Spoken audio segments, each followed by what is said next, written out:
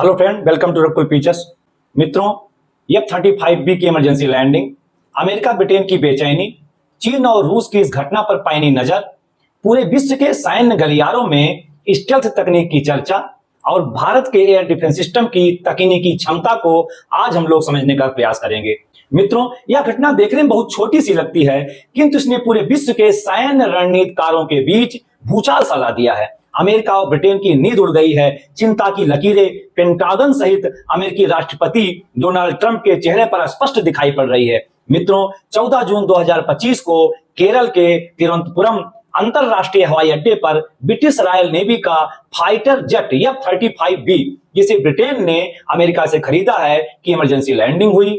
कारण बताया गया फ्यूल की कमी, बाद में हाइड्रोलिक फेलियर को भी तकनीकी कमी के रूप में जोड़ दिया गया। इस प्रकार लगभग 1 महीने से यह विमान तिरुवनंतपुरम हवाई अड्डे पर खुले आसमान के नीचे धूप बारिश में एक कबाड़ के रूप में खड़ा धूल खा रहा है। भारत के बार बार कहने पर पायलट ना तो फाइटर जेट को छोड़ने को तैयार है और ना ही उसे हैंगर में ले जाने के लिए, क्योंकि अमेरिका को डर है कि कहीं भारत उसके विमान की टेक्नोलॉजी कॉपी न कर ले। इसलिए वह विमान को खुले आसमान में रखकर अपने सैटेलाइट से लगातार निगरानी कर रहा है। मित्रों, इस बीच ब्रिटेन और F-35B फाइटर जेट बनाने वाली अमेरिकी कंपनी लॉकहीड मार्टिन के 2 दर्जन से अधिक टॉप इंजीनियरों की टीम भी विमान को ठीक करने में नाकाम रही।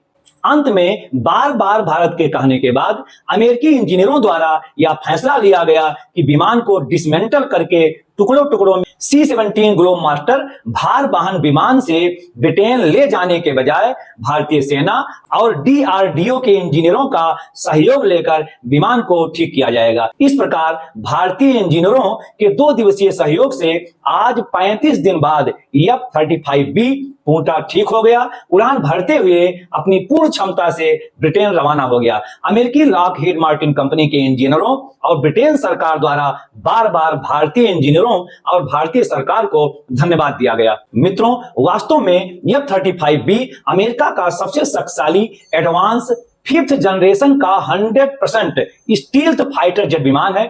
इसे विशेष रूप से दुश्मन देश में घुसकर तबाही मचाने के लिए डिजाइन किया गया है। यह दुनिया का सबसे advance multi role vertical landing short take off radar अवरोधक डेटा फ्यूजन AI सॉफ्टवेयर एवं सेंसर से लैस खुफिया और टोही अभियानों के लिए सर्वश्रेष्ठ विमान माना जाता है। रूस का Su-57 और चीन का J-20 5th जनरेशन का फाइटर जेट इसके नजदीक भी नहीं फटकता।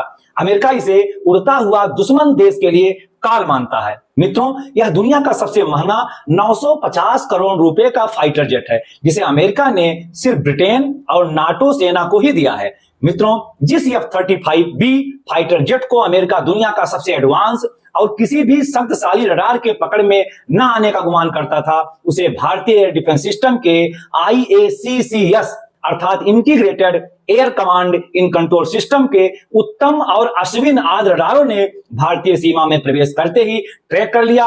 पायलट को चेतावनी देते हुए इमरजेंसी लैंडिंग के लिए मजबूर कर दिया। भारत ने अपने advance electronic warfare jammer technology system से विमान के सॉफ्टवेयर को इस प्रकार लॉक कर दिया कि उसको बनाने वाली कंपनी भी ठीक नहीं कर सकी और अंत में विमान को भारतीय इंजीनियरों के सहयोग से ठीक करके ब्रिटेन ले जाया जा रहा है। मित्रों, कुछ रक्षा विशेषज्ञों का मानना है यह कोई छोटी मोटी घटना नहीं है। वास्तव में यह अमेरिका का एक खुफिया मिशन था, जिसमें वह भारतीय वायुसेना के एयर डिफेंस सिस्टम की तकनीक को चेक करना चाहता था, जिसने ऑपरेशन सिंदूर में चीन और तुर्की के मिसाइलों और ड्रोनों को आसानी से नष्ट करके उन्हें बैक फुट पर ला दिया और युद्ध की दिशा ही बदल दिया था। मित्रों, इस प्रकार अमेरिका ने कभी सपने में भी नहीं सोचा होगा कि दुनिया के सबसे advance 5th generation fighter jet को भारत इतनी आसानी से चुटकी बजाते हुए अपने एयर डिफेंस सिस्टम से ट्रैक कर जैमर तकनीक से लाक कर बेकार और बेदम कर देगा। अमेरिका भारत की तकनीकी बादशाहत से हतप्रभ, चिंतित और बेचैन है। भारत की इस कार्रवाई ने अमेरिका के घमंड को चूर चूर कर दिया। मित्रों, इस घटना ने भारत को अंतरराष्ट्रीय स्तर पर सैन्य टेक्नोलॉजी में अग्रणी देशों की सूची में ला खड़ा कर दिया। चीन, पाकिस्तान आदि देश अब भारत से मुकाबला करने के बारे में बार बार सोचेंगे।